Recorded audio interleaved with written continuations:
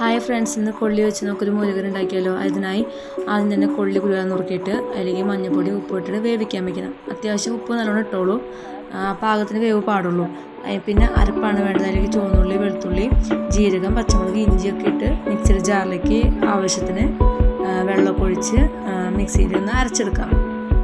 ഈ കൊള്ളിയാണെങ്കിൽ വേവിച്ചിട്ട് അതിൻ്റെ വെള്ളം കളയണം. എന്നിട്ട് വേറെ പാത്രത്തിലേക്ക് ഇട്ടോളൂ. എന്നിട്ട് വേറെ പാത്രത്തിലേക്ക് ഇട്ടതിന് ശേഷം മിക്സിയുടെ ജാറിലേക്ക് അരപ്പ് നമുക്ക് ഒഴിക്കണം.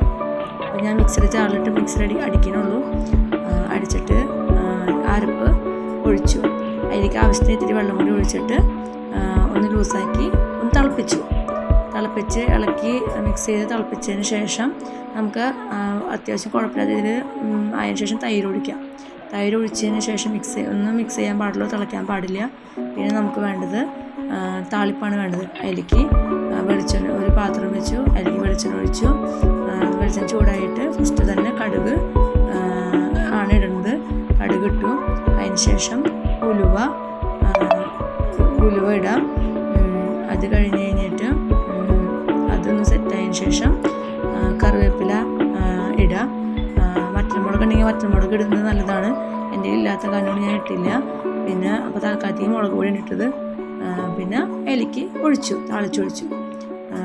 അത്യാവശ്യം ഇളക്കി യോജിപ്പിക്കുക. നല്ല സെറ്റായിട്ട് കിട്ടിയിട്ടുണ്ട്. എല്ലാവരും ട്രൈ ചെയ്യണം. നല്ല സൂപ്പർ ടേസ്റ്റാണ്. മസ്റ്റായിട്ടും ട്രൈ ചെയ്യണം.